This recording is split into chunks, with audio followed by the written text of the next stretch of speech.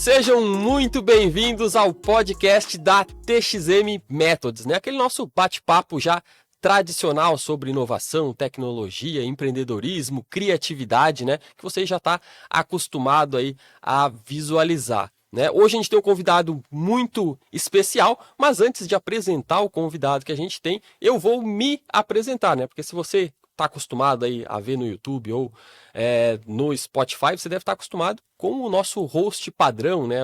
O Salomão, né? Hoje ele está em viagem, né? Deve estar retornando aqui para Floripa, e eu vou ser o host aqui desse bate-papo que a gente vai ter hoje sobre empreendedorismo. Então, meu nome é Patrick Veiga, faço parte aqui do time da TXM e vou conduzir esse bate-papo que vai ser muito legal, eu tenho certeza disso, né? Então já pega aí a sua caneta, o seu lápis, o seu bloquinho, porque com certeza pelo menos 1, 2, 3, 4, 5 insights aí para você levar para o seu negócio, com certeza você vai conseguir tirar desse bate-papo aqui hoje, né? Então, levando já um pouquinho para o assunto que a gente vai tratar, né? O nosso convidado aqui, eu não sei você, mas eu e acho que grande parte da população, em algum momento da vida, pensou em abrir um restaurante, né? Aquele pensamento, aquele insight, né? Então, poxa, se eu abrisse um restaurante desse tipo, se eu abrisse um restaurante daquele outro tipo, de repente se eu abrisse um bar, né? Todo mundo no seu dia a dia ali acaba pensando, né? Opa, talvez isso aqui funcionasse, né? Eu já tive ideia de, talvez, de repente, honrar o nome Martinelli que eu tenho, né? E de repente criar um restaurante italiano.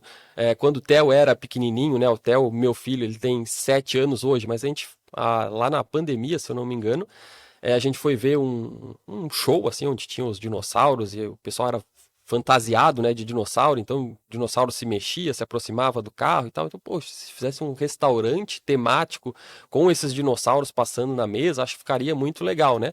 Mas uma coisa que o nosso convidado teve e que eu não tive foi a coragem, né, de bater no peito e correr e ir atrás, né, que o Salomão bastante fala, né, da melhor metodologia do mundo lá, que é o TBC, tirar a bunda da cadeira e fazer isso acontecer. Então hoje a gente vai estar com um cara aqui que tem uma história, né, tem uma bagagem muito grande adquirida, né? Ele vai até contar um pouquinho de como chegou nesse ponto, que é o Ander, né? O Anderson do Muchacho. Então, se você provavelmente mora perto da UFSC ou estudou na UFSC, você com certeza aí já conhece o Muchacho, principalmente se você gosta de comida mexicana, com certeza já deve ter esbarrado com o Muchacho alguma vez. Então, Anderson, primeiramente, muito obrigado por aceitar o convite, por estar aqui, por compartilhar um pouco, né, dessa vida empreendedora que vocês adquiriram, né, e que tu agora continua seguindo esse legado do Muchacho aí. Seja muito bem-vindo. E aí, conta um pouquinho aí quem é o Anderson. Tu contou que não nasceu aqui, não é um manezinho, né, mas que já está aqui há bastante tempo. Então, conta um pouquinho desse contexto até a gente chegar na fundação, né, na criação do Muchacho. Maravilha. Patrick, obrigado pelo convite, né? Que bom também estar aqui hoje, tu de hostas aqui para poder participar desse podcast e conseguir falar um pouco aí da nossa história, que eu acho que tem bastante coisa bacana, que eu acho que dá para inspirar bastante gente que pretende abrir, seja um negócio na gastronomia ou qualquer outro ramo, né? Com certeza. Bem, então, como tu já disse, me chamo Anderson Maciel, não sou natural de Florianópolis, mas já moro aqui há 13 anos e com certeza não pretendo mais sair daqui. Adotei Florianópolis como a minha terra mesmo. Já tenho o green card da Tainha, o green card Eu manezinho. já tô merecendo, porque, cara, eu gosto demais daqui. Floripa, para mim, é onde eu me sinto em casa e é onde eu pretendo realmente passar aí o resto da minha vida por aqui. E, então, sou pai de um Theo também, né, conforme tu falou. O meu Theo, ele tem 5 anos de idade. Já dá para botar para brincar junto esses dois. Exatamente. Então, é a fase dos Theos ali, né?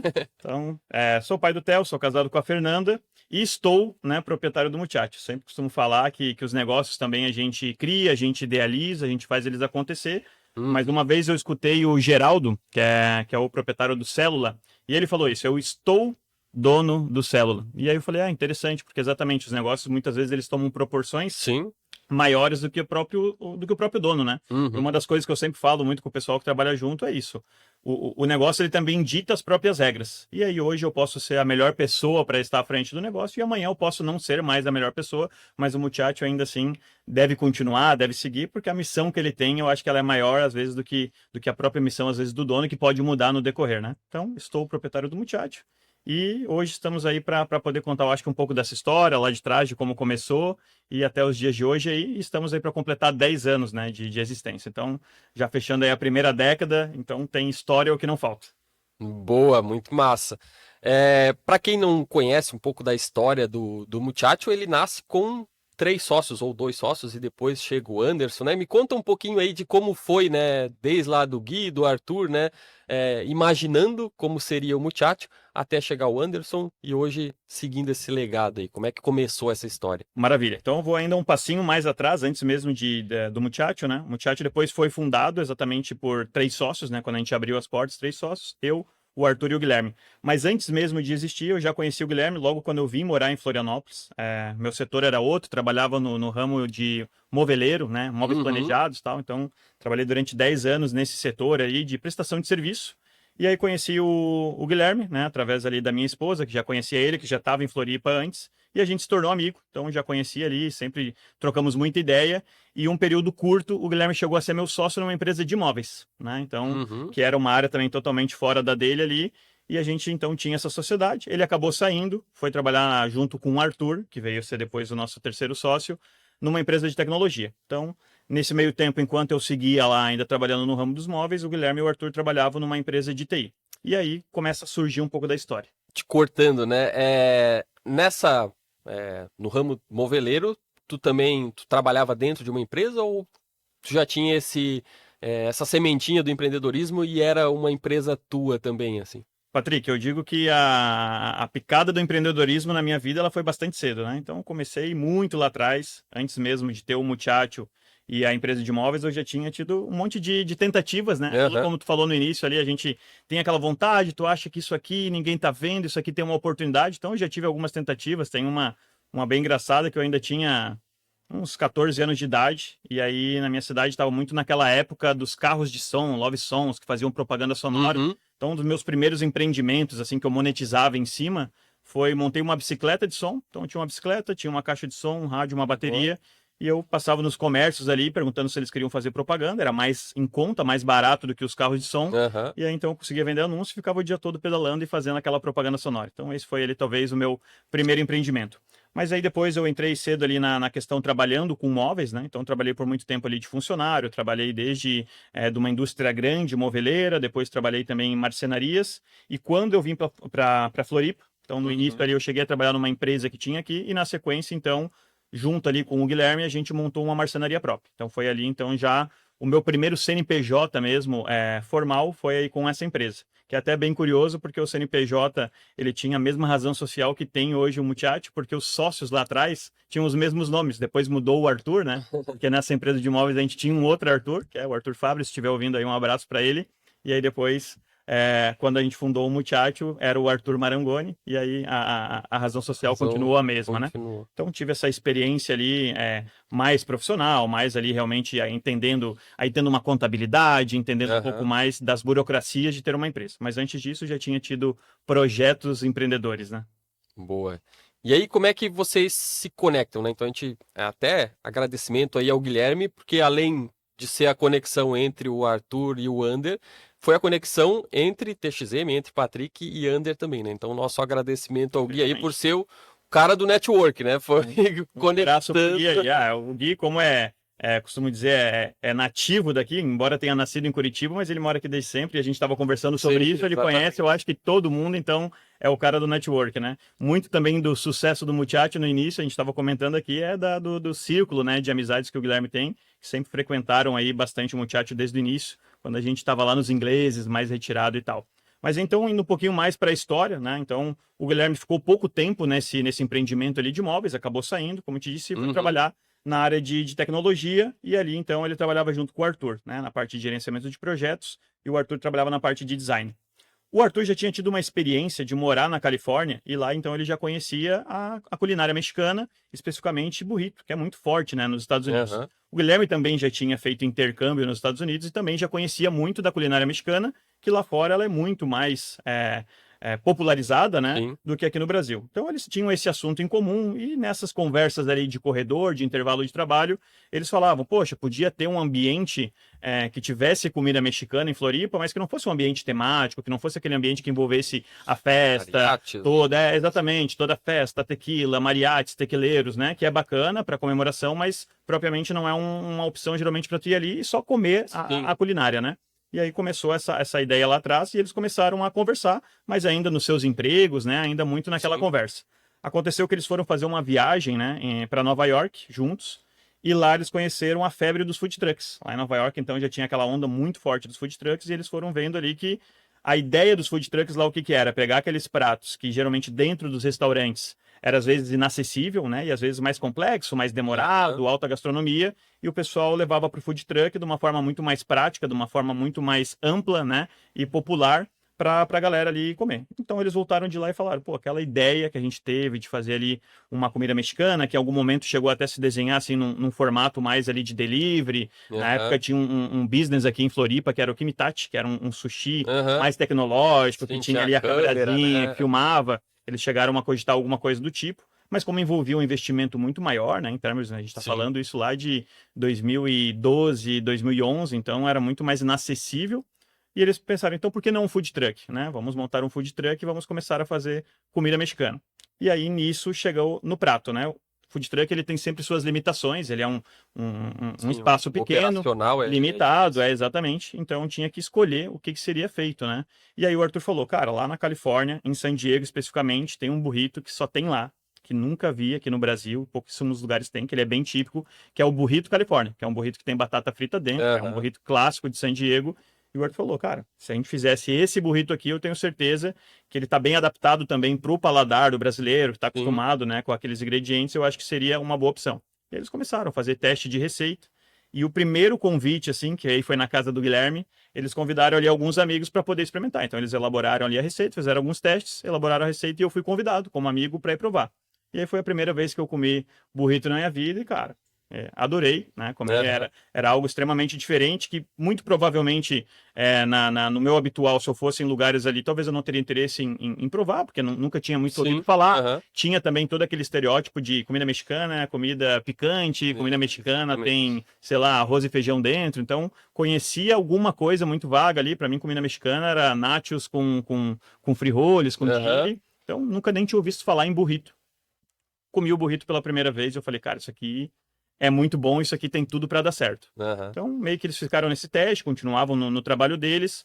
Passou mais um tempo, eles começaram a desenvolver ali a ideia do food truck, começaram a desenhar tudo isso. E chegou um momento que eles já tinham quase tudo pronto para poder botar o food truck para rodar. E numa conversa eles falaram, cara, beleza, a gente criou uma marca, a gente testou receita, a gente tem aqui o food truck, mas tem todo um lado operacional, né, que envolve como é que a gente bota esse trailer atrás de um carro e leva para o lugar, como que a gente faz tudo isso, porque os dois sempre foram pessoas muito mais ali de escritório, de Sim, pensar, de tecnologia, estratégia, marketing, né? total, e são craques gênios nessa área, né, da parte de criativo, os dois ali foram fundamentais para a construção da marca, mas faltava então esse lado operacional, e quando a gente olha, né, para um negócio de gastronomia, de comida, o operacional, ele é grande parte do negócio, né, principalmente no início. Então surgiu a ideia e o Guilherme falou, cara, eu tenho uma pessoa que eu acho que poderia nos ajudar nisso. E bem nesse momento, como a gente era amigo, a gente sabia, eu estava bem nesse momento também de transição. Estava meio que querendo sair da área dos móveis, estava um pouco já cansado daquilo, queria experimentar alguma coisa nova, ainda era jovem, eu sabia que ainda tinha tempo para poder, né, escolher outra coisa. E estava ainda procurando, não sabia muito bem o que fazer, e aí foi onde o Guilherme me chamou para a gente poder trocar uma ideia. Ele falou, cara, a gente está com o projeto assim, assim, temos que startar e a gente precisa de alguém para cuidar um pouco mais do operacional. Então, na hora ali, já aceitei o convite, e aí minha primeira missão foi exatamente essa, colocar um engate de reboque no carro para poder puxar o food truck e achar um lugar que aceitasse a gente parar aquele truck na frente para poder Aham. trabalhar. Que foi uma missão bastante difícil. Imagina a gente tá falando ali de 2015, isso foi finalzinho de 2015. onde não tinha ainda aquela febre dos food trucks. Aham. Então era basicamente quando a gente falava de food truck, o pessoal falava, um trailer de lanche que vai deixar aqui Sim. o lugar bagunçado, alguma coisa do tipo. Então, muitos nãos, né? Então aí eu Aham. acho que começa talvez o primeiro desafio do empreendedor, saber lidar com os nãos, né? Porque todo negócio, quando tu vai começar, tu vai ter que depender de alguns sims para que aquilo Sim. saia do papel, Ah. né? E aí a nossa primeira missão tínhamos um produto já testado, tínhamos ali já o trailer pronto para rodar, mas a gente precisava de um lugar para parar. E aí nessa, então, rodando, já estava ali já iniciando ali a temporada, né, de 2015 para 2016, e a gente encontrou um ponto lá na Praia dos Ingleses, onde aceitou, então a gente alugou uma sala, onde a gente montou ali a cozinha, porque embora a gente trabalhasse no food truck, tinha todo um pré-preparo. Era Exatamente. atrás. Exatamente, uma cozinha ali para poder fazer o preparo dos itens, ter também ali algum estoque. Então a gente alugou lá nos Ingleses e começou essa operação. Aí começamos oficialmente no dia 2 de janeiro de 2016. Foi o primeiro dia que a gente abriu as portas do nosso food truck lá nos Ingleses. E aí, agora dando sequência aí, já vamos aí para os 10 anos aí de Muchacho, né? Boa. Essa cozinha, no caso, não era o que a gente conhece hoje como uma dark kitchen. Vocês alugaram uma sala e criaram ali Patrick, o necessário. a gente alugou a sala pela necessidade de teria que alugar a sala para ter a possibilidade de usar a vaga do estacionamento para o food truck. Essa foi a principal necessidade. E já que tínhamos a sala, a gente montou uma cozinha ali num modelo ainda muito simples para conseguir fazer algum pré-preparo. Então, muito longe, muito distante do que hoje é realmente uma estrutura que a gente tem no Muchacho, até porque a realidade, em termos de Sim. quantidades e produtos, muito diferente. Mas a gente tinha essa sala ali, então a gente tinha ali o nosso estoque das bebidas, fazia ali toda a pré-produção. No início que a gente abriu o Muchacho também, só eu que já tinha saído dos meus afazeres profissionais. Então, eu já tinha vendido lá a minha marcenaria, já não tinha mais esse compromisso, então eu entrei já 100% dentro do Muchacho. O Guilherme e o Arthur ainda mantinham o emprego deles durante o dia e à noite, então, eles iam lá para os ingleses para a gente abrir o food truck. Então, eu fazia toda a parte de compras, fazia toda a parte ali, enfim, para deixar tudo montado, eles chegavam e a gente rodava a operação. No início era somente nós três, né? E aí também contava com a ajuda da minha esposa e da esposa do Guilherme, então que a gente montava ali essa equipe inicial. No decorrer o Arthur acabou saindo também da empresa, então a gente começou a se dedicar junto, e aí depois, na sequência, o Guilherme também saiu, e aí sim a gente ficou 100% focado no Muchacho, né? Essa temporada ali nos ingleses, ela foi bastante curta, né? A gente costuma brincar porque a gente foi para a Praia dos Ingleses muito pensando assim, a gente vai para a praia, é o verão, é temporada, a gente vai abrir o trailer lá e as pessoas vão vir querer comer o nosso burrito. A gente tem um prato aqui muito bom, quem que não vai querer comer burrito? E a gente se deparou com uma realidade totalmente diferente. Assim como eu te falei que eu nunca tinha provado o burrito, essa é a realidade dos ingleses. Um bairro ali que é bem tradicional, o pessoal acostumado com aqueles pratos já mais dentro do padrão das rotinas, Sim, hambúrguer, da pizza, culinária de Florianópolis, né? E às vezes muito turista, e o turista quer comer o típico. O legal, o típico daquela região e tal, né? Exatamente. Então a gente tinha essa barreira, né? E era muito comum, o pessoal via ali o trailer, era bonitinho e tal, o pessoal parava, o que vocês vendem aí? É X, é cachorro-quente? A gente falava, não, burrito. Ah, não, então tá. Atravessava a rua, onde tinha ali um trailer de lanche tradicional, que era o X padrão ali, e aí a gente sempre, do lado de cá, a gente aberto ali, querendo receber o pessoal, e o outro lado cheio de pessoas, e a gente ali vazio. E a gente ficava naqueles questionamentos, que eu acho que todo empreendedor faz. Sim. Será que realmente isso aqui vai dar certo? Será que eu desisto? Será que eu devia ter largado meu emprego para focar nisso? Então começa a vir também os primeiros questionamentos, né? Que eu acho que todo empreendedor sempre vai ter.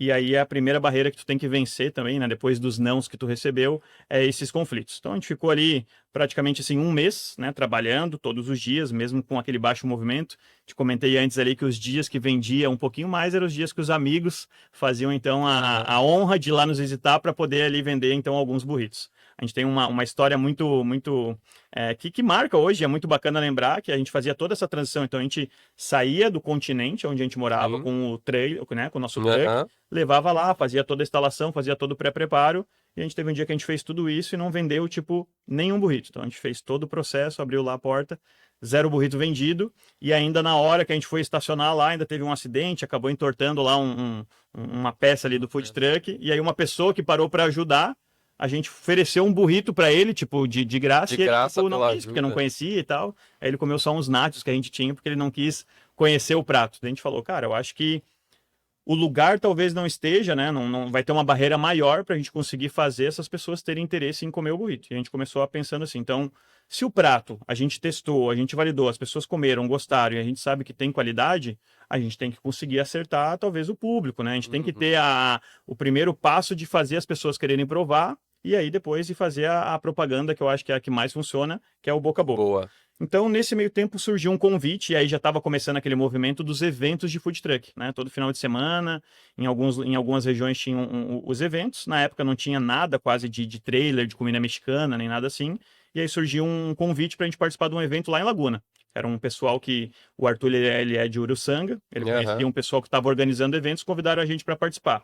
E aí a gente ficou naquele embate. Será que a gente vai para o evento e deixa o nosso ponto aqui, os nossos clientes aqui...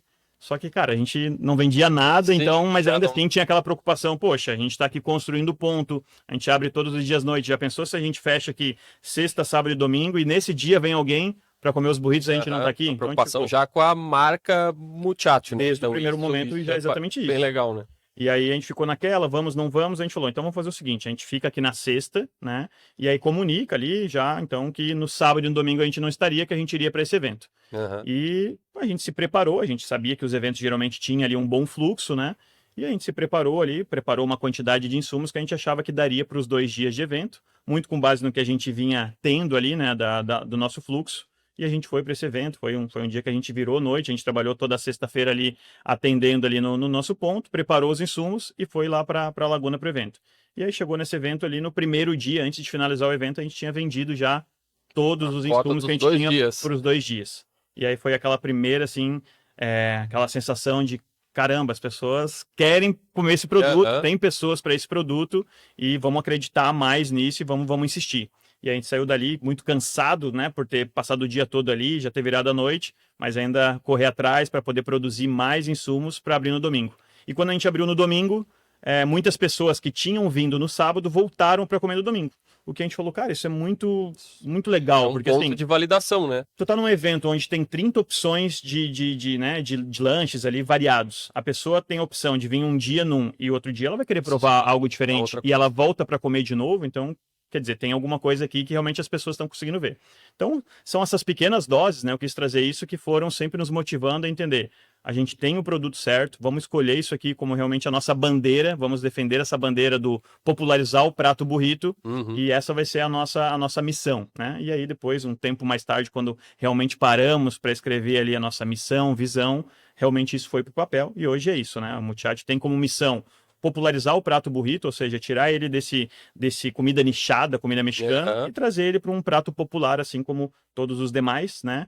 E como visão, a gente tem realmente que o Muchacho seja referência, né, em burritos. Então, quando a pessoa pensa em burrito, também lembre do Muchacho. É isso que a gente trabalha todo dia para fazer. Boa, eu conheci um pouco da história, né, do Muchacho e por isso eu fiz questão de perguntar sobre ela, porque eu acho que essa jornada, ela combina muito com a jornada dos empreendedores, né, que fazem parte aqui dos nossos programas da TXM, porque tem tudo, né? Tem o teste do produto, o teste do local, que às vezes, né, se for uma startup, né, em que modelo que eu vou rodar, vai ser um SaaS, vai ser assinatura, modelo de negócio, precificação... A dor do público, né? Poxa, quem é o público que eu vou atender? A resiliência de, poxa, talvez o público não esteja correto, mas o meu produto é bom e ainda assim ele tem o potencial, né, de ter futuro, né? Isso acontece direto nas startups, né? Que o famoso pivotar, né? Poxa, talvez essa ideia precise um pouquinho mais para lá e aí sim as startups conseguem o sucesso, né? Eu queria entender, nessa parte do público, né? Vocês conseguiram extrair do público dos eventos quem estava mais comprando e aí buscaram um posicionamento geográfico que combinasse com esse público? Como é que vocês chegaram na Trindade? Opa, aqui é o nosso lugar, eu sei que aqui vai ter uma potência. Então, depois desse evento lá em Laguna, a gente viu que o nosso produto ele tinha uma validação, a gente viu que o público gostou e voltou, então ali a gente parou também de se questionar, né? E cada vez mais firmar que realmente o produto estava certo. Então a gente precisava acertar o público, né? A gente acreditava que mesmo nos ingleses, se a gente insistisse, tivesse essa resiliência, a gente ia conseguir aos poucos construir isso, mas a gente sabia que tem a forma também de acelerar. Então, quando a gente começou a olhar para Florianópolis, que tem as suas particularidades, eu costumo dizer que o norte da ilha é um mundo totalmente diferente do sul da ilha, onde a gente está, que é diferente da parte central, que é diferente da parte continental. Então, a gente está dentro de um município, mas que tem culturas Assim como o clima, a gente passa por todas as estações num dia só, o público também é bem diferenciado, né? Perfeitamente, exatamente isso. Então, a gente começou a conversar sobre isso e a gente falou, cara, a região universitária, região da Trindade, em volta da UFSC, ela é uma região que tem pessoas de todo o Brasil e de todo mundo, né? Muitas pessoas de fora e tal. Então, são pessoas que já estão mais acostumadas a provarem coisas diferentes, pessoas que talvez já até conhecem, né? Que já viajaram, que já tiveram essa influência de outras comidas. Então, a gente falou, eu acho que lá a gente vai ter uma barreira menor, né? Para conseguir realmente fazer elas quererem conhecer o nosso prato. Então, a gente começou a procurar naquela região. Então, a gente continuou ali na temporada ainda nos ingleses. Paralelo a isso, a gente foi começando a participar de alguns eventos de food truck, mantendo lá, fazendo evento e começamos a procurar. E aí, de novo, dentro daquela mesma dificuldade de conseguir achar um lugar para poder estacionar o nosso food truck da frente. Sempre num primeiro começo, a gente queria uma calçada na frente de alguma loja que nos permitisse ligar a nossa tomada e poder trabalhar ali. E nesse decorrer, não achando, a gente achou essa loja que estava ainda sendo finalizada, onde atualmente é o Muchacho. Era uma loja que estava em final de construção. Eu mandei uma foto ali pro Arthur e pro Guilherme e falei, cara, tem este ponto aqui, ele fica grudado na UFSC, mas ele tá no outro lado, porque naquela época ali, para quem conhece ali a região, tinha aquele lado da principal, dos bares principal, o meu escritório, o container, que na época era o point, então aquela região era muito movimentada. E tinha o outro lado que era morto. Era um lugar ali que não tinha nada. Tinha ali o restaurante do Chico, né? Que já tá ali há muito tempo, que era um restaurante mais para almoço e não tinha nada. À noite a gente costumava brincar que só faltava aquelas bolas de feno passando, porque realmente era um lugar assim sem vida. Mas eu falei, por sua vez também tinha as moradias, né? Que é a moradia estudantil, alguns condomínios, eles ficam pro outro lado da região. UFSC, né? Grande parte das residências está daquele lado ali. Foi nisso que a gente apostou. A gente falou, cara, as pessoas moram aqui, em grande parte as pessoas não têm veículo, né, para se deslocar para lugares muito longe, e essas pessoas precisam comer, né? Sim. Então, foi isso que a gente visualizou e entendeu que ali poderia ser uma boa possibilidade. Porém, alugar uma loja, uma sala daquele tamanho, naquele momento, para nossa realidade, parecia meio fora, né? Surreal. Uhum. Mas a gente conversando, cara, vamos acreditar no projeto, vamos fazer acontecer, vamos dar o famoso peitaço. A gente foi, conversou com a imobiliária e alugamos uma das lojas. Na verdade, são 3 lojas, né? E a gente alugou uma das lojas. A gente não tinha grana para poder montar uma loja, realmente ali um restaurante. Então a gente alugou a loja e usava ali o estacionamento da loja. Nos ingleses. Exatamente.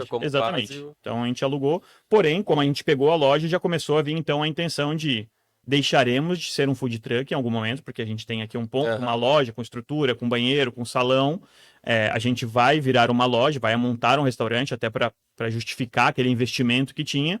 Porém, a gente precisa ainda validar ainda mais o produto, né? A gente tinha, assim, aquela crença de que a região seria muito boa, mas ainda não tinha validado. E antes de abrir o primeiro dia, a gente já tinha que fechar um contrato de locação. Então, fechamos o contrato e decidimos, vamos começar a abrir o trailer aqui na frente, começar a vender os burritos e conforme for ali entrando caixa, a gente vai fazendo tudo dentro da loja. E assim foi, cara. O primeiro dia que a gente abriu na Trindade já foi, para nossa realidade, sucesso total. As pessoas foram passando e foram tendo curiosidade. Quem chegava e perguntava, caramba, agora tem burrito aqui, e aí foram validando e a gente foi tendo cada vez mais certeza que ali realmente seria a casa do Muchacho. E aí, paralelo a isso, então, à noite a gente abria e durante o dia, eu que vim dessa parte de operações, então trabalhava na obra. Então, fazia elétrica, fazia pintura, fazia encanamento, ia montando tudo ali. Então, a gente abriu em março, né? Em março a gente pegou o ponto e começou a abrir com o food truck. E foi de março até agosto essa fase de obras,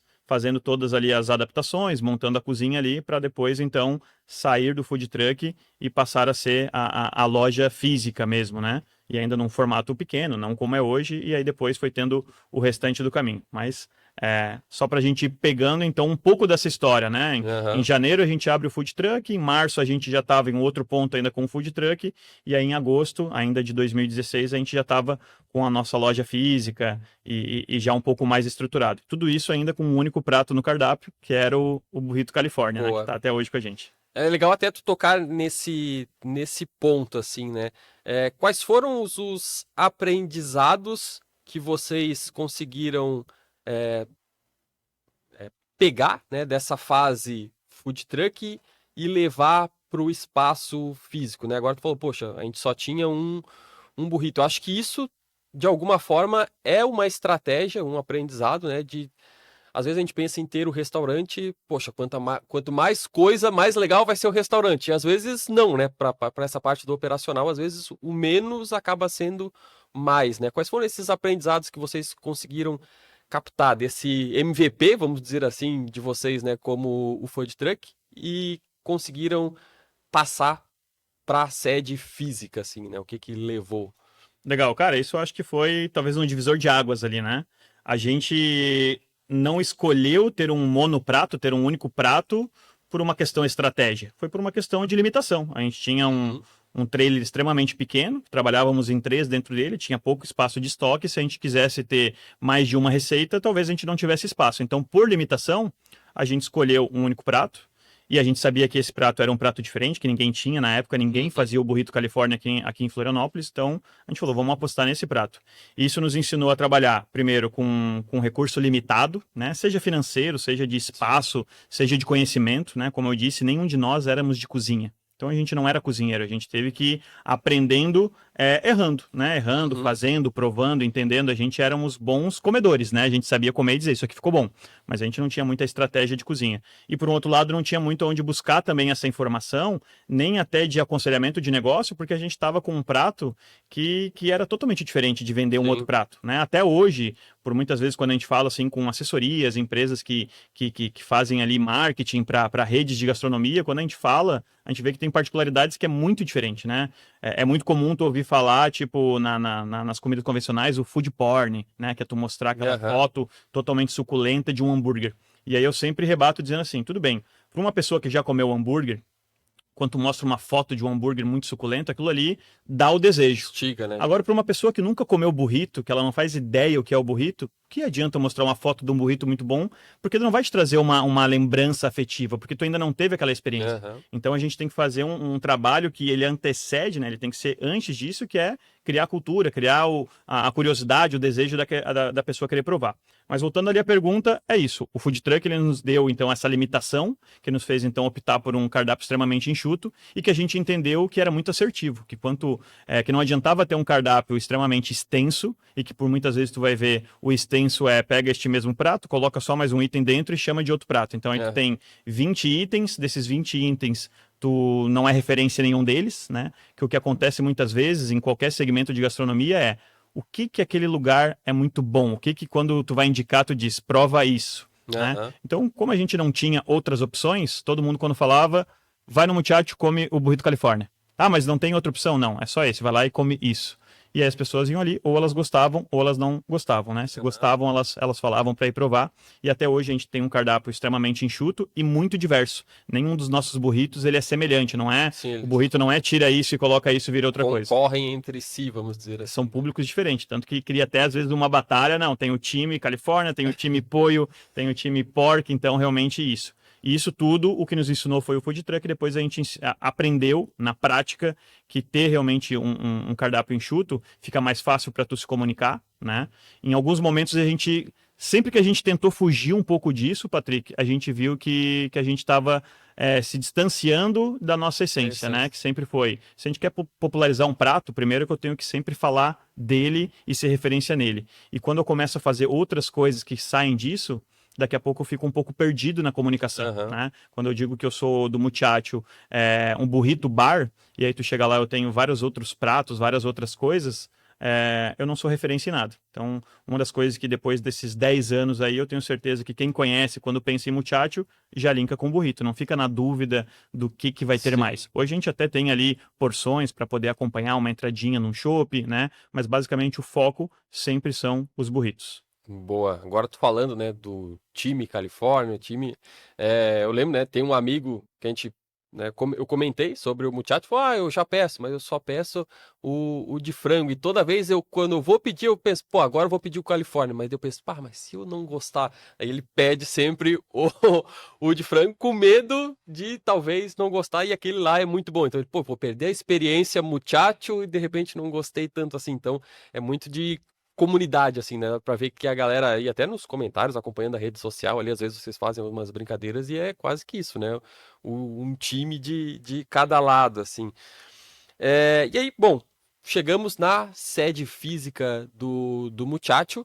É, como tu vê, assim, porque eu vejo que dentro de alguns setores, às vezes, a galera vai por preço e tal, mas setor de restaurantes, hotelaria, a experiência vivida ali conta muito e faz você retornar ou escolher, né? Poxa, eu tô com essa vibe, eu vou naquele lugar. E eu percebo que talvez também por causa o Arthur é da área do design, o Gui chegou a fazer algum curso de design na UFSC, né? Ele fez alguns semestres lá. Então, eu vejo que já existia essa preocupação com a marca Muchacho e o ambiente, né? Então, de quando lança-se a sede física, claro, né? Com as opções, poxa, vamos melhorar isso ou aquilo, mas ela já nasce com o ambiente mais californiano ali, as músicas, a prancha de surf, o skate, etc. Então já existia essa preocupação, né? E como você vê isso, né? O diferencial, a experiência, vocês continuam pensando nisso? Como é que é essa parte da experiência, né? Como é que ela nasce ali no saindo do food truck para a sede física, né? Como é que imaginaram isso? Patrick, isso eu acho que desde o dia 1, ainda no food truck, sempre teve ali já junto com a gente, tá? O food truck do Muchacho, dentro dos eventos, ele tinha uma coisa que era muito diferente, que a gente já tinha 2 pessoas que ficavam fora para poder fazer um atendimento, para poder explicar o cardápio, muitas vezes levar até a mesa, que era algo totalmente fora do que era o padrão do food truck, porque a gente sempre entendeu que a experiência como um todo é que vai te fazer realmente ter aquela memória afetiva e querer voltar. Não adianta, às vezes, tu ter um prato muito saboroso, gostoso, com uma boa precificação, se realmente tu não criar aquela memória que foi o que a gente chama de o custo-benefício. É dizer assim, o custo-benefício da experiência que eu tive foi muito boa. E uma coisa que eu sempre bato muito ali com a nossa equipe é isso. A gente quer que o cliente ele faça o esforço, né, de pegar o celular dele, seja para pedir no delivery, ou ele ainda faz um esforço maior, que é sair da casa dele e deixar de ter essa facilidade de pedir um delivery e ir até a nossa casa. Então a gente sempre falou assim, cara, se o cliente está fazendo, né, esse esforço, tudo que a gente precisa é criar realmente toda uma experiência completa e que seja algo que ele vai lembrar que foi uma experiência boa. Mas também cuidando para não ser algo sofisticado, cuidando para não ser algo requintado, porque daí também foge um pouco da nossa proposta de popularização. Então a gente sempre baseou, a gente sempre falou assim de um tripé, né? Sempre foi a experiência do ambiente, então ter um ambiente acolhedor, um ambiente que consiga acolher todas as pessoas, e isso a gente conseguiu ver que a Trindade conseguiu fazer muito bem, porque a gente sempre costuma falar, tem o pessoal que sai ali dos escritórios de terno e gravata e se sente à vontade. Tem o pessoal que saiu do jogo de futebol e chega lá suado, vestido de futebol, vai chegar e vai ficar à vontade. Tem a pessoa que desce do prédio de pijama e vai ali pedir o seu burrito e tá à vontade. Porque o ambiente, ele não é um ambiente que ele foi preparado para parecer que é aquele ambiente de eu vou me arrumar para sair, não. Ele é um ambiente que ele é bem receptivo, ele tem ali as nossas mesas que são mesas que não vai te oferecer aquele conforto extremo, mas é uma mesa que vai ter ali um ambiente para tu poder sentar e fazer a tua refeição, e tudo isso foi pensado. E, cara, cada detalhe sempre foi. Realmente ali as fotos, os quadros que a gente tem, são fotos que representam um pouco da vibe do que a gente sempre curtiu. A música que toca ali na nossa playlist realmente é o que representou muito também aquela vibe do que era uma experiência, né? Quando a gente parava para falar assim, o que a gente quer que o cliente sinta quando ele senta aqui na mesa do Muchacho. Então a gente sempre brincava, eu quero que ele sente aqui, ele prove o burrito, ele vai tomar uma cerveja artesanal de qualidade, ele vai escutar um som e ele vai se remeter como se ele tivesse sentado, sei lá, na beira da praia, lá na Califórnia, comendo aquele burrito Califórnia lá em San Diego. Então a gente queria transmitir ele para esse ambiente. Então sempre isso permeou. A gente sempre, mesmo no nosso food truck, a gente sempre teve o nosso tipo de som, a caixinha de som com a música que a gente queria oferecer. Então sempre foi esse tripé. Experiência da casa, de ter um ambiente legal, de ter um burrito com um custo-benefício bom. Então a gente sempre também, quando vai fazer uma receita, a gente tem os nossos especiais do mês. A gente sempre não adianta criar uma receita que daqui a pouco vai ficar extremamente gostosa, mas que o custo vai ficar muito alto e que daí não vai ser tão acessível para todo o nosso público, né? E a questão da qualidade do produto. Então essas 3 coisas nunca são mexidas. É o produto de qualidade com um custo um custo-benefício bom e uma experiência bacana na casa. E isso desde o food truck a gente sempre veio estendendo isso para as lojas, para as casas.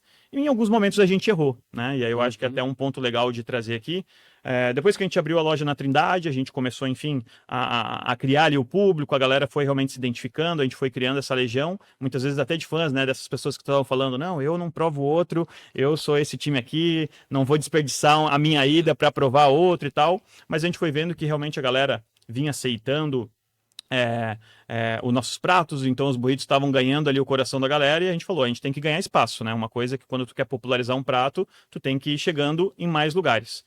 E aí na época ali ainda, logo em 2016 a gente abriu, quando foi 2017 a gente começou com essa ideia, vamos abrir uma segunda unidade. E aí eu acho que é muito bom a gente falar sobre isso, porque o empreendedor também tem isso, né? A gente tem aquelas dores iniciais de tu começar o negócio, e aí depois tem aquele momento de deslumbre, onde tu acha assim, agora eu dominei, agora eu tenho meu negócio, a minha marca ela é forte e eu vou dominar o mundo com isso. E aí eu acho que envolve um pouco de ego, às vezes e às vezes nem só o ego, mas um pouco daquela paixão, né? De tu estar apaixonado pelas coisas e negligenciar alguns pontos importantes que o negócio cobre, né? E aí a gente falou, vamos abrir uma segunda unidade. Naquele momento, Patrick, a gente não tinha ainda processos muito bem definidos, a gente ainda não tinha uma validação de muito tempo, a gente ainda não tinha passado por crises, a gente não tinha passado por várias coisas que acontecem quando tu tem um negócio.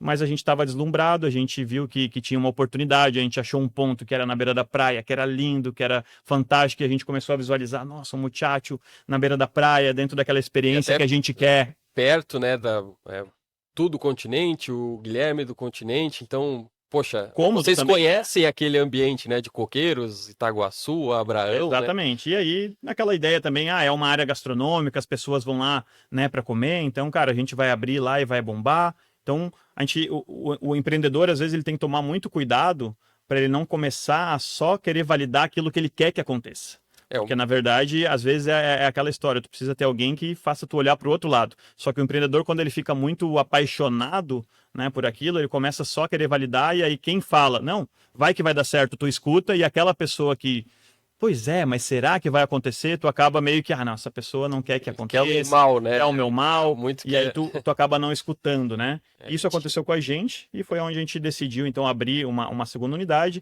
E aí, diferente da primeira, Patrick, que a gente, como eu te falei, tinha muita limitação ali de crédito e de recurso, né? Porque quando começa uma empresa nova, também isso é complicado.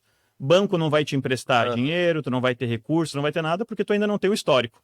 Depois que tu abre a empresa e tu começa a ter um histórico, tu vai tendo uma movimentação, as coisas começam a surgir. Então o banco começa a te oferecer algumas coisas, os lugares que antes te diziam não, agora começam a te convidar, tu não quer vir. Então, cuidar para não se deslumbrar com isso. Eu acho que em algum momento ali a gente achou que estava tudo dominado, que a gente dominava dos processos e vamos abrir a segunda unidade. Aí a gente já quis fazer um super projeto arquitetônico que ficou realmente lindo. Quem conheceu a nossa loja do Continente viu o quanto ela era muito bem construída. Era uma loja grande, na beira da praia, com um projeto lindo demais. Mas o mais importante e o público? E a gente consegue trazer aquela vivência, aquela experiência que a gente tem lá na Trindade, aqui para essa unidade, aqui em Coqueiros, porque era um público totalmente diferente, era uma rotina de consumo totalmente diferente. Na Trindade, como eu te disse, o pessoal ali, o muchacho, ele não é nem muitas vezes início e nem fim, ele é meio que meio. A pessoa vai sair para ir em algum lugar, ela passa ali, ela faz a alimentação e depois segue, ou a pessoa está voltando de algum lugar, ela passa por ali, ou ela vai pegar alguma coisa realmente para finalizar a noite e tal, mas ela não é um local de evento na grande maioria das vezes. E já a nossa região lá de Coqueiros era uma região de evento, então as pessoas vinham muito tarde e ficavam geralmente até muito final. Para o nosso segmento de um cardápio enxuto e de uma proposta muito popular, não combinava, né? Porque os restaurantes que normalmente iam bem lá, aquele restaurante que tem ali uma entrada, depois um prato principal, depois uma sobremesa, que tem uma carta de drinks, que tem uma carta de vinho, então tu tem um ticket alto para que com poucas pessoas dentro da casa tu consiga fazer o teu negócio ser viável. Para gente que precisava do giro, que precisa realmente prezar pela simplicidade. Food, um pouco rodar, né? Exatamente, é um casual food, uma comida mais casual e que todos os dias tu se permita querer comer ela, e não só naquele dia de evento. Então a gente foi um pouco desse impacto que a gente teve lá quando chegou, e foi querendo começar a fazer mudanças. E aí, assim, quando a gente percebeu que tinha essa diferença, a gente começou a botar muita energia para tentar mudar. Então a gente começou a querer adaptar cardápio, botar mais coisas no cardápio, botar drinks, botar várias outras coisas que as pessoas iam pedindo, porque a gente ouvia a seguinte coisa: ah, não, o ambiente é muito legal, a comida é muito boa, mas não tem isso. Ah, mas o ambiente é muito bacana, o burrito é bom, mas não tem tequila. Então as pessoas começavam a dizer o que elas gostariam que tivesse, mas aquilo às vezes era muito longe daquilo que a gente tinha idealizado como negócio, né? Que na Trindade era muito bem visto, que as pessoas já entendiam o modelo de negócio, mas lá não entendiam. Então a gente começou a ter essa coisa. Tínhamos 2 lojas, mas elas não se conversavam. O público e as exigências do público de uma loja era diferente da outra. Então a gente botava energia para querer tracionar aquela unidade e acabava não botando energia na loja que o pessoal já aceitava. Então, encurtando todo o caminho, a gente ficou ali 1 ano e pouco com essa loja, tendo essa percepção, e quando a gente se deu por conta, que daí também o bom do empreendedor erre, né? Mas também tente errar rápido, né? Tente ver que talvez ali não foi a melhor decisão, e aí o mais rápido do que errar é o rápido tomar a decisão de o que faz agora. E a gente veio então com a decisão de fechar aquela unidade, uma unidade que era muito bonita, uma unidade que ainda estava ali com muitas dívidas e tal, mas a gente falou, a gente vai fechar porque aqui a gente não está conseguindo oferecer a experiência que a gente se prontificou a oferecer, que lá na Trindade a gente consegue fazer isso melhor. Então foi onde a gente fez a decisão de fechar ali, então com um pouquinho mais de 1 ano a gente encerrou essa mostra uma maturidade empreendedora, né? Porque a gente sabe que quando a gente começa, né, eu tendo uma empresa, tu já tendo passado aí por algumas, né, criações, a gente sabe que aquilo ali vira quase que um filho, né? Poxa, você negar que aquilo ali tá dando sucesso, às vezes o empreendedor se perde nisso, né? De ficar tentando, e às vezes queima todo o caixa possível, ao invés de alterar, ou, opa, aqui não deu, então vamos voltar, repensar. Depois vocês tiveram uma loja no centro também, se eu não me engano, né? E agora com a loja em São José, assim. Então, rapidamente, né? Porque o nosso tempo também já está curtinho e o papo aqui poderia ir longe, assim, né? Quais foram os aprendizados? O que tu consegue observar, assim? Tem uma métrica que tu consiga olhar, tipo, cara, isso aqui provavelmente não vai dar certo, né? Um stop ali, poxa, essa métrica não está caminhando, assim, dentro desse universo, né, de alimentos. Existe alguma métrica, alguma coisa que vocês observam no dia a dia, assim, para dizer, poxa, isso aqui vai ter futuro, ou isso aqui melhor parar agora? Perfeito. Cara, sem dúvida, esse aprendizado dessa unidade ali, ele nos ensinou muito. A gente costuma depois falar que foi uma faculdade cara, né? Foi um custo alto, mas que ensinou demais. Então, acho que algumas lições que a gente tira disso dedique um pouco mais de tempo para realmente entender qual que é o teu público, qual que é o teu produto, né? E aonde que o teu produto ele vai ter realmente uma aceitação. E se ele vai ser aceito da forma como ele já é, ou se tu vai ter que fazer um grande esforço. Porque assim, eu não digo que lá a gente não poderia existir até hoje. Poderia, né? Até porque agora a gente voltou para o continente, o público é muito semelhante, mas uma operação diferente. Então, poderia. Mas é que não conversava uma coisa com a outra. E aí, quando a gente fala ali também de manter uma marca que seja fácil de ser compreendida, tu não pode ter 2 lojas que não se conversem. Que eu falo com o público de um jeito e com outro público do outro, né? Então isso eu acho que é muito importante. Seja fiel àquilo que tu se propôs a oferecer. Isso eu acho que a gente aprendeu muito na garra. E aí depois também, outro aprendizado foi sempre comece pequeno e vai aprimorando. Lá a gente quis já chegar com uma loja muito grande, um espaço muito grande, uma equipe muito grande, e mesmo já tendo uma outra loja, já tendo algumas pessoas que conheciam, era um ambiente novo, era um ambiente que a gente ainda tinha que passar por muitas provações. Então é aquilo, é muito mais fácil tu migrar de lugar ali, um barquinho pequeno, né, do que um barco maior. Então, pra gente isso sempre funcionou também. Começa pequeno, vai validando, faz o teu MVP, e aí conforme tu vai vendo, não, isso aqui tá dando, aí tu vai ampliando. Então, escolha bem ali um ponto que tem um espaço para tu depois crescer, mas que tenha condição de tu também estar pequeno, né? Lá a gente tinha essa dificuldade, era uma loja de 2 andares, então tinha que ter uma equipe maior por ser 2 ambientes, tinha muito mais espaço, então uma casa também que quando não estava cheia, ela também não tinha uma vibe tão legal, então tinha algumas coisas que nos ensinaram com isso. Então é o conceito do empreendedorismo ali, né? Começar pequeno e aprender rápido, né? Isso acaba sendo muito importante nesses testes, né? Nesses MVPs ali, né? O famoso básico bem feito funciona, né? Às vezes a gente quer reinventar a roda e no nosso caso a gente acaba passando por isso porque a gente tem uma comida diferente, é um nicho, então a gente precisa às vezes arriscar um pouco mais, mas quando se trata do empreendedorismo, seja eu acho que em qualquer segmento, o básico bem feito ele funciona. Boa. E aí, né, nessa história do público, né, então teve uma dificuldade com o público nos ingleses, uma dificuldade em coqueiros. Eu acho que uma vez, eu não sei se conversando com o Guilherme ou lendo em alguma reportagem, vocês conseguem hoje capturar dados para utilizar essa inteligência dos dados, conhecer mais o público, até de repente fazer os burritos sazonais ali. Como é que vocês lidam com essa percepção do público que já trouxe dois perrengues, vamos dizer assim, para vocês, né? Cara, a gente sempre teve muita proximidade, né? Principalmente no início do negócio, a gente estava ali, famosa barriga no balcão, né? Então, sempre ouvindo o público. E ter os dois pontos, né? Saber filtrar aquilo que eu te disse. O público, às vezes, eles vão pedir várias coisas que às vezes não condiz com a proposta do que o negócio quer oferecer, mas por muitas vezes eles também vão te dar os alertas de algumas coisas que estão fugindo um pouco do controle. Então, ouvir o público sempre, no final das contas, são eles que vão estar ali realmente fazendo o teu negócio acontecer. Hoje a gente, como já tem um tamanho maior, a gente tem sim ferramentas, né, que a gente utiliza ali para poder receber uma avaliação interna de NPS e com base nisso gera toda uma nuvem ali de feedbacks que a gente consegue analisar para entender, às vezes, uma aceitação de um prato novo, né? Como a gente comentou ali, a gente tem todo mês um burrito especial. Que essa ideia de fazer o burrito especial foi o quê? A gente tem um cardápio enxuto e tem um público muito fiel, né? Tem sim aquele público que não abre mão de comer sempre o mesmo, mas também tem aquele público que ele quer uma coisa diferente. Para fazer, então, o especial do mês, ele é muito mais dedicado para essa galera, aquela galera que já está com a gente há 10 anos ali, vindo todos os meses na loja. A gente sempre cria uma edição especial para poder sempre ter alguma coisa nova, para mostrar que a gente sempre consegue criar algo novo. E mais do que isso, também, dentro da missão de popularizar o prato, conseguir mostrar que, cara, o burrito ele pode ter várias vertentes, vários sabores. Não precisa, o burrito ele não é um sabor fixo, né? Não é igual tu pensar assim, cachorro-quente é aquilo. O cachorro-quente tem as suas variações, né?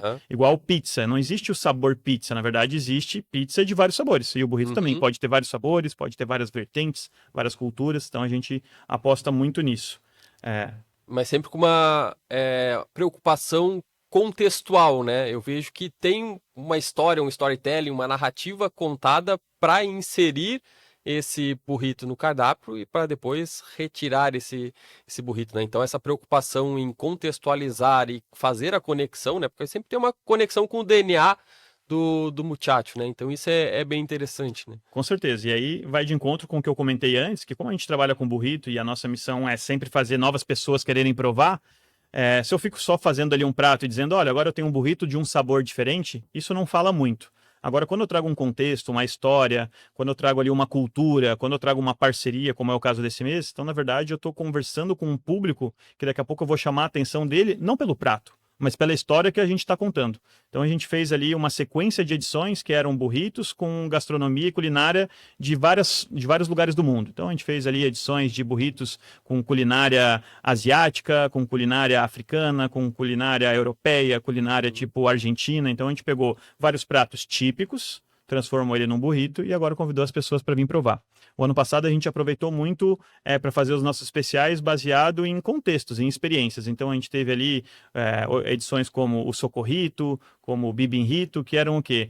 Pegavam ali o tema da cultura pop, pegavam um tema ali de uma cultura, tipo, às vezes mais local, às vezes pegavam um tema ali, tipo, o Socorrito, por exemplo, era um burrito que a gente fez em agosto, que é conhecido como o mês do desgosto, que é aquele mês que não acaba nunca. Então, basicamente a proposta toda era isso, era um burrito que ia socorrer o seu mês, era um burrito que a gente fez várias ações ali, às vezes promocionais, porque geralmente é o mês que a pessoa tem aquela percepção que o dinheiro acaba antes de finalizar o mês, então a proposta era isso. Então tu vê, eu não tô te falando para comer burrito, eu tô falando que eu tenho algo aqui que está relacionado com aquelas piadas, com aquela cultura ali daquele mês, né?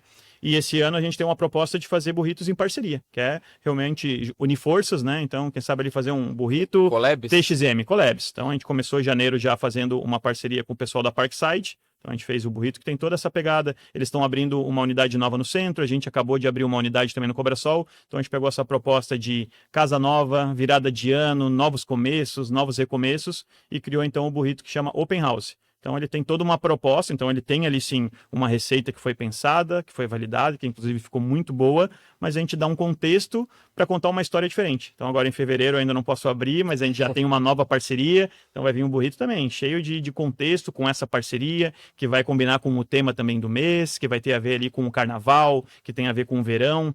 Então a gente sempre vai buscando isso, contar realmente um storytelling que conecte as pessoas às vezes pelo tema, e através do tema, a gente faça essas pessoas se conectar também com o burrito.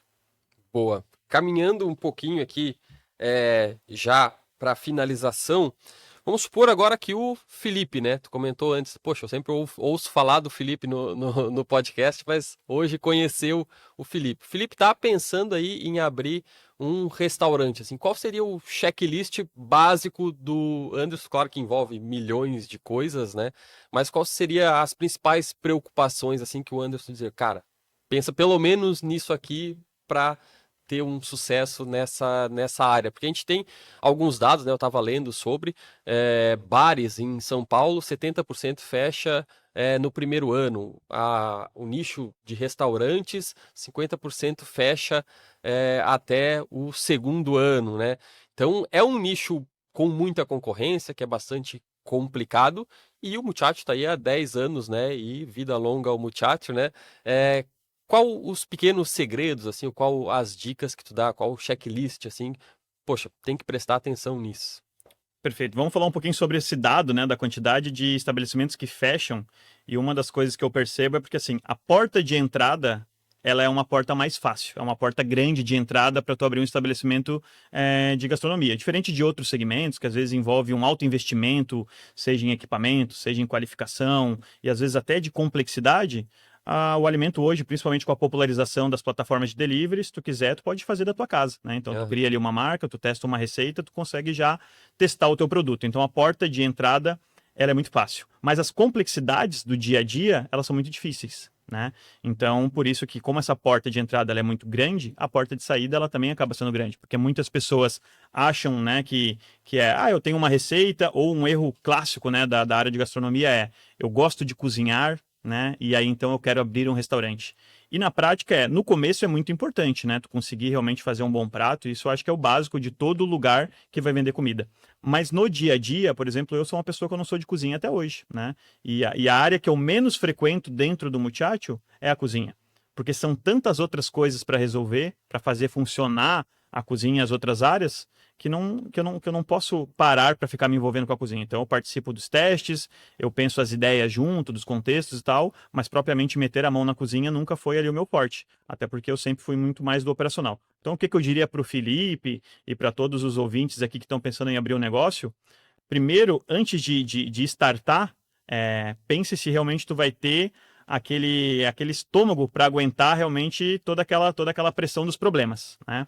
Porque vão surgir, vai ter aquele dia que tu não vai vender nada, vai ter aquele dia que tu tá ali pronto para vender e vai faltar a energia e tu não vai poder operar, vai ter aquele dia que tu vai abrir e não vai aparecer outros colaboradores para poder trabalhar, vai ter aquele dia que os clientes vão vir unidos ali para abrir uma reclamação de alguma insatisfação que teve e tu vai ter que dar ali a cara para poder explicar tudo isso. Então, assim, são várias coisas. Eu poderia ficar aqui, eu acho que horas falando de todas as barreiras que tem que talvez justificassem esse motivo de tantas pessoas fecharem, né? Porque muitos, e até por experiência própria, conhecendo muitas pessoas do setor, muitas pessoas que fecham, não é porque os seus negócios não eram lucrativos, é porque o desgaste dessas pessoas dentro do negócio ficou tão grande que a pessoa viu, não justifica, não vale a pena todo esse desgaste.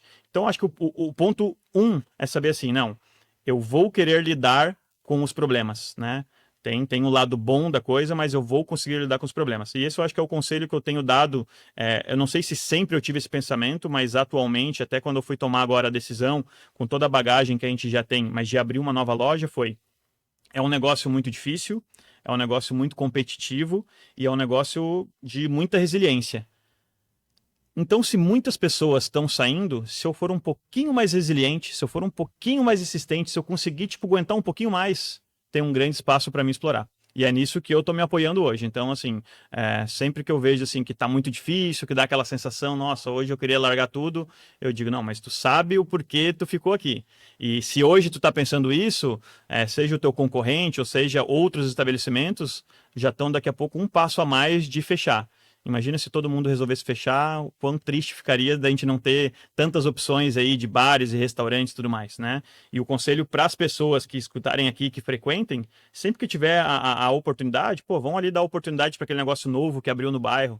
Vamos dar oportunidade para aquele comerciante que está iniciando e sejam também tolerantes com os erros que vão cometer, né? Porque Sim. é natural, a pessoa que está iniciando o negócio e até a gente que tem ali muito tempo, a gente erra bastante, né? O que eu costumo sempre falar e quando eu tenho oportunidade é poder entrar em contato com a pessoa, pedir desculpa, dizer que realmente a gente nunca abre a casa querendo errar, Sim. só que a gente erra, né? Então, que as pessoas possam ser um pouquinho mais também tolerantes com isso, de entender que principalmente o pequeno ali que ele está começando, ele vai errar bastante para poder aprender. E para quem já está no meio, é isso.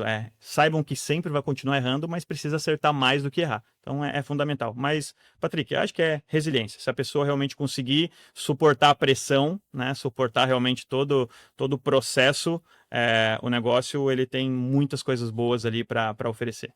Boa. Empreendedorismo, eu sempre, né, quando me perguntam uma palavra, eu digo que é resiliência, porque vai ter uma hora que tu vai pensar, poxa, desisto, não quero mais, mas no outro dia tu vai estar lá de novo querendo corrigir as coisas e fazer o negócio acontecer, né?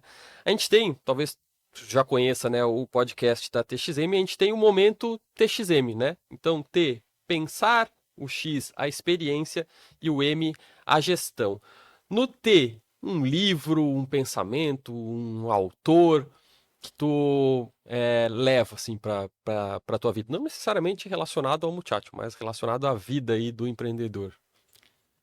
Cara, tem uma frase que quem assim me conhece mais próximo já ouviu falar muito. E ela eu trago, assim, a minha primeira experiência, comecei a trabalhar muito cedo e eu trabalhava numa loja de temporada lá em Capão da Canoa. E eu tive um chefe lá que ele me falou assim, ó, primeiro te salva para depois tu poder ajudar os demais, né? E essa frase, por muitas vezes, ela é super mal interpretada, que é como se estivesse dizendo assim, ó, primeiro faz o teu, né? E aí depois te preocupa com o outro.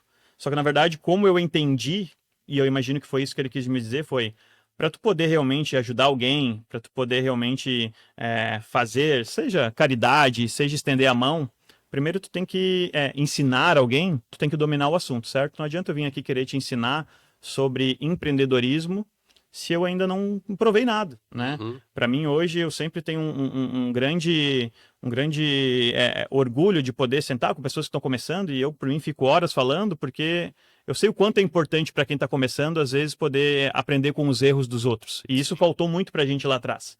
Então se tu vai ensinar alguma coisa, primeiro eu acho que tu tem que dominar um pouco daquilo, né? Se tu vai querer ajudar alguém, tu tem que ter algo para dar, para ajudar. Então essa frase eu acho que é um ensinamento que eu tiro disso, né? Então primeiro te salva, primeiro te resolve, primeiro, sei lá, se abasteça de conhecimento para depois tu querer sair. Hoje a gente está cheio de pessoas aí que ficam querendo, sei lá, vender curso, ou seja, querer dar palestra, ou seja, querer fazer caridade, mas ela nem se resolveu ainda, né? Ela não é exemplo, ela não tem autoridade naquilo. Acho que seria isso, assim. Boa, bem legal. E até, né, tu falou lá no início, né, às vezes aquela pessoa que tá te dando orientação, que tem algo a entregar, o mentor, né, às vezes a gente, poxa, o cara quer que eu, não quer o meu sucesso, né, mas, poxa, às vezes ele já passou por muitos perrengues e ele tá te dando a orientação, o caminho, né, a gente vê muito isso do empreendedor que tá começando, olhar o mentor, poxa, mas falou um monte de coisa ruim, claro, né, as coisas boas, beleza, né, você precisa consertar ou ajustar os pequenos, né, uma experiência, não necessariamente também relacionada ao muchacho, mas o que mudou a tua vida, o que mudou o teu ponto de vista. Cara, eu faz 2 anos, basicamente, ali, há 2 anos atrás, né, eu comecei a querer experimentar um lado de uma atividade física, né? Eu sempre fui aquela pessoa que sempre gostei mais dos prazeres, sentar na beira da praia, levar meu coolerzinho, tomar minha cerveja e tal, então nunca fui muito adepto de prática esportiva e tal. E aí eu sempre ouvi muitas pessoas ali, principalmente do nosso meio, falando, cara, pô, mas a prática esportiva, ela te ensina muito, né? Seja qual ela for, mas ela vai te dar disciplina, ela vai te ajudar muito também na tomada de decisão e tudo mais. E eu falei, cara, eu vou experimentar. Então eu nunca tinha nadado, eu nem sabia nadar direito. E eu falei, eu vou fazer uma prova de triatlo. Quero fazer uma prova de triatlo, eu nunca corri, né? Não sabia correr, nunca tinha prática de corrida, não sabia nadar. A única coisa que eu já fazia, que sempre gostei, foi andar de bicicleta. Então eu me inscrevi numa prova antes mesmo de saber nadar e antes de saber correr. Eu me inscrevi, a prova tinha um certo prazo e eu falei, eu vou me preparar para isso. Então, porque eu criei o compromisso, porque me conhecendo e não sendo uma pessoa tão regrada, eu sabia que se eu não tivesse realmente um compromisso e uma prova, eu talvez não cumpriria a jornada. Exato. Então, cara, eu me inscrevi na prova e aí tive que começar. Tive que começar a aprender a nadar, aprender a correr, a ganhar aquela resistência, a perder o medo de nadar no mar e tal, que também dá bastante medo. E isso foi me puxando para várias outras coisas. Então consegui, fiz a prova, era uma prova curta, né? Para quem tá ouvindo, não é um Ironman, mas era uma prova curta de triatlo, que para mim foi um grande desafio. Só misturar 3 esportes já é um E desafio. treinar 3 esportes e no meio da rotina, né? Que a gente tem também a corrida, então foi muito bacana. E depois disso eu acabei ali assumindo outros desafios, que foi a corrida, então comecei a corri 5, fiz uma prova de 5, eu falei agora eu quero correr 10, né? O empreendedor tem sempre muito isso de se desafiar, né? E o esporte ele é um desafio consigo mesmo, né? E não um desafio de ficar se comparando com ninguém. Então eu peguei toda uma jornada ali fui correr 10, fui correr uma meia maratona e botei na cabeça que eu ia correr uma maratona. E realmente, para quem, cara, bota na cabeça correr uma maratona com o porte que eu tenho e zero experiência, é muito loucura. E muita gente sempre falou que é muito loucura. Mas eu coloquei para mim que era um desafio comigo mesmo, mental, de eu falar assim, eu sei que vai doer, eu sei que vai ser difícil, eu sei que vai ser sofrido, o treinamento é sofrido, mas no dia vai ser sofrido.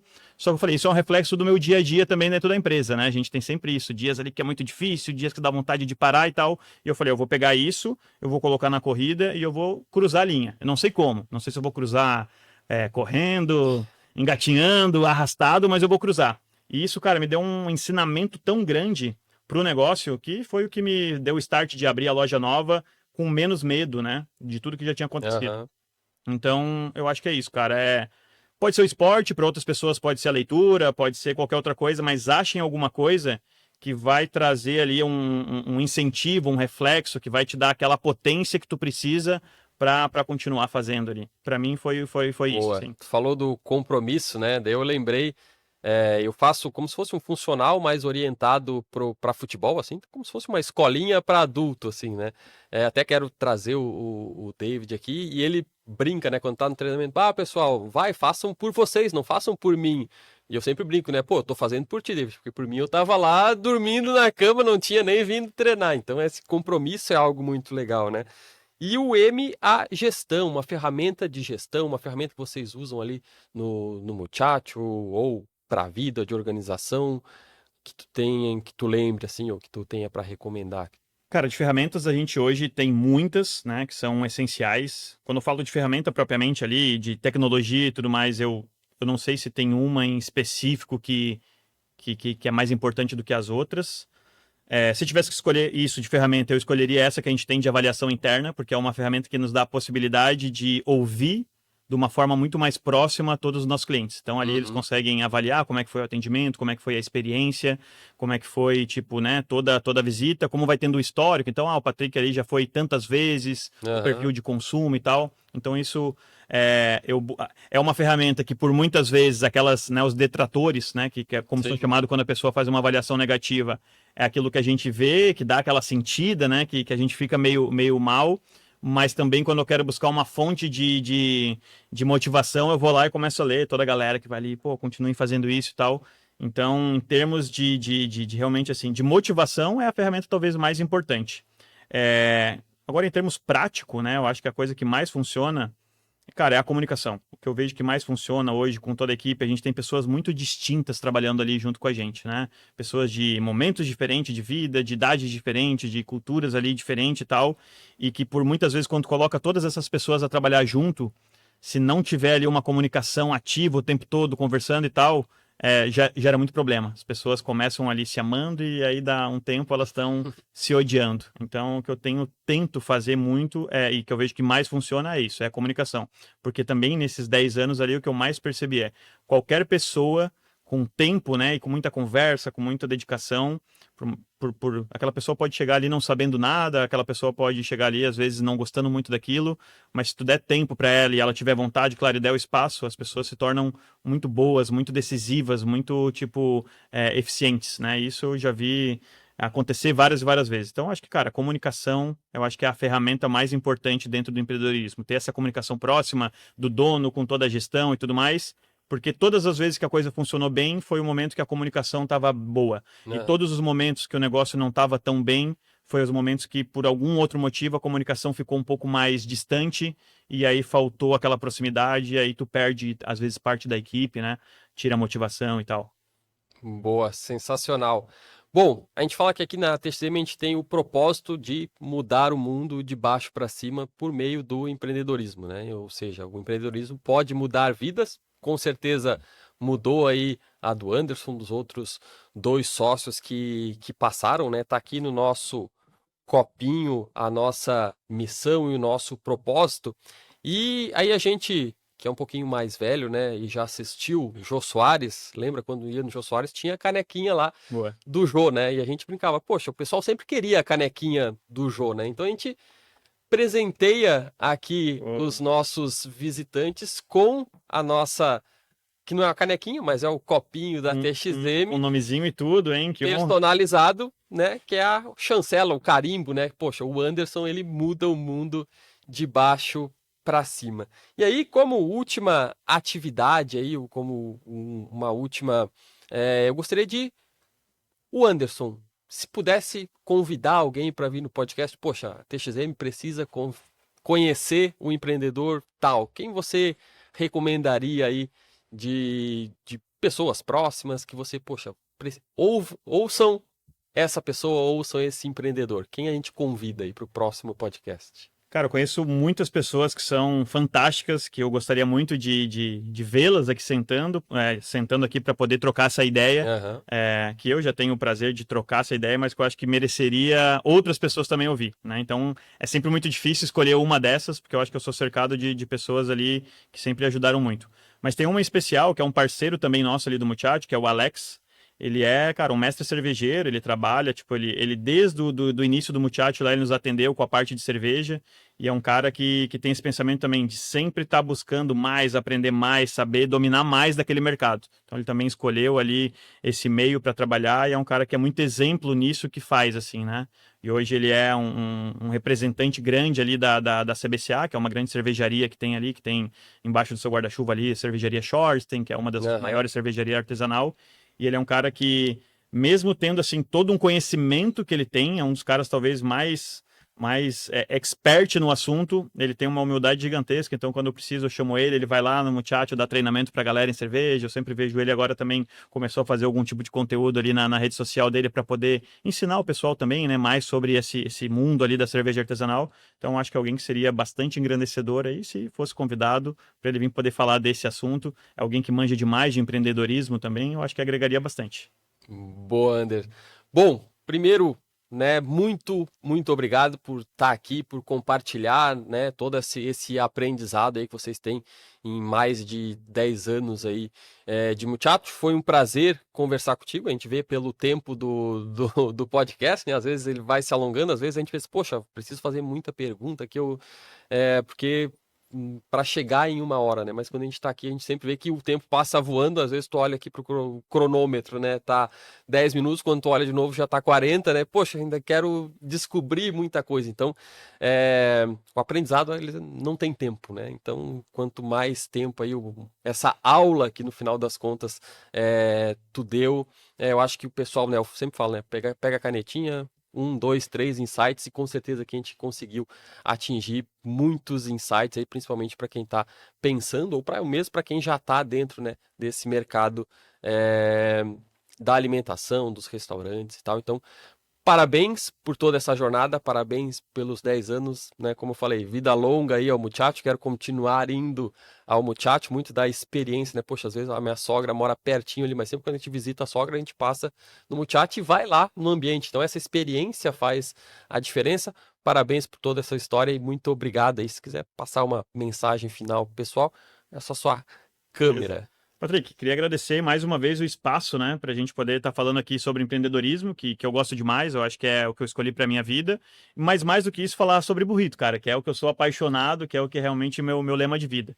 Eu acho que então, para poder finalizar, não poderíamos passar por aqui e não deixar pelo menos aí um agrado, um convite para a galera poder ir provar, quem não conhece, que nos procure ali nas redes sociais e acompanhe ali um pouco do que a gente faz, que vá lá na nossa loja da Trindade ou do Cobrasol ali, ou peça nas plataformas de delivery. E o incentivo, então, para as pessoas irem, eu acho que vamos criar um cupomzinho, Opa, TXM, vamos lá. cupom de desconto, então cupom TXM, vamos deixar esse cupom ativo ali tanto para a loja quanto para o nosso site, dando um desconto aí para o pessoal poder usufruir e pedir os burritos. E, mais uma vez, aí só agradecendo realmente o espaço e esperando que todo mundo apareça lá para conhecer aí nossos burritos. Boa, excelente. Anderson, e você comente ali, né? Você está vendo no YouTube, comente. Você já teve alguma ideia de restaurante? Comenta lá qual é a sua ideia, assim como eu tive várias, né? Mas não tive a coragem de empreender. Qual foi a sua ideia? Mais uma vez, obrigado por assistir aqui o podcast da TXM. É sempre um prazer bater esse bate-papo, né? Sobre inovação, empreendedorismo, criatividade. Até o próximo.